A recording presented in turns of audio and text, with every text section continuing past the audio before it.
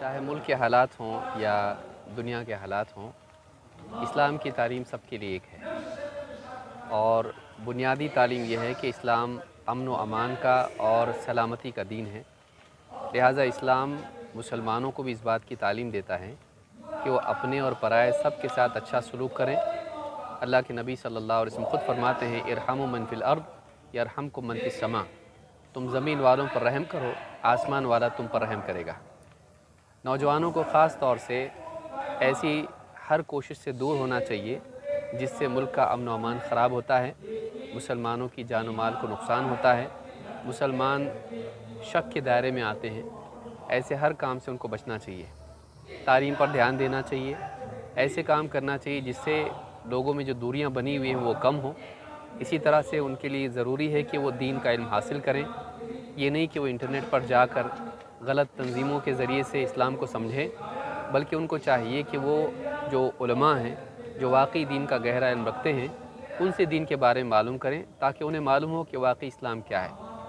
आज जो हालात दुनिया के बने हुए हैं, बहुत सारी तंजीमें हैं जो नौजवानों को गुमराह कर रही हैं और दहशतगर्दी की तरफ ले जाने के लिए या इसी तरह से दूसरे रास्तों की तरफ ले जाने के लिए कोशिश कर रही हैं। नौजवानों को चाहिए कि ऐसी चीज़ों से वो बचें और जो काबिल एतमाद मोतबर उलमा हैं उनसे दीन को सीखें, समझें और अपनी भी ज़िंदगी बनाएं, अपने घर वालों का ख्याल रखें। उम्मत के बहुत सारे मसाइल हैं, सियासी मसाइल हैं, मेडिकल इश्यूज़ हैं, एजुकेशन के इश्यूज़ हैं, फाइनेंशियल इश्यूज़ हैं, बच्चियों के मसाइल हैं, घरों के मसाइल हैं, मैरिटल मसाइल हैं।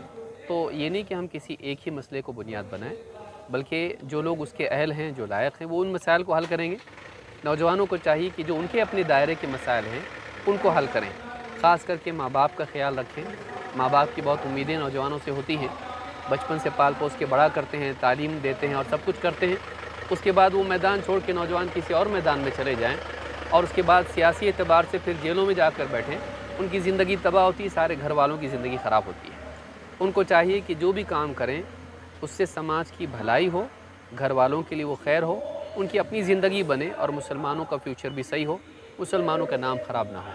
तो ऐसी सारी चीज़ों से उनको बचना चाहिए। एकदम क्या करना चाहिए? देखिए, ये नया नहीं है मुसलमानों को जोश दिलाना, भड़काना और उनसे गलती करवाना। हर ज़माने में ऐसा होता आया है। कभी अल्लाह के नबी सल्लल्लाहु अलैहि वसल्लम के बारे में, कभी इस्लाम के बारे में, कभी कुरान के बारे में कोई न कोई अचानक इंसान खड़ा होगा और कुछ न कुछ बोलेगा।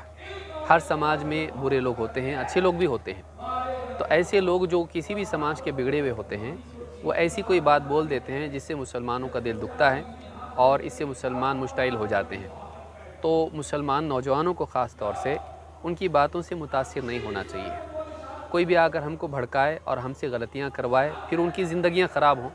नौजवान रास्तों पर आ गए, कुछ गलतियाँ उनसे हो गई, फिर पुलिस पकड़ के उनको ले गई, अंदर बिठा दिया और महीनों उनके निकल गए, ज़िंदगी ख़राब हो गई, करियर ख़राब हो गया। ऐसा नहीं करना चाहिए।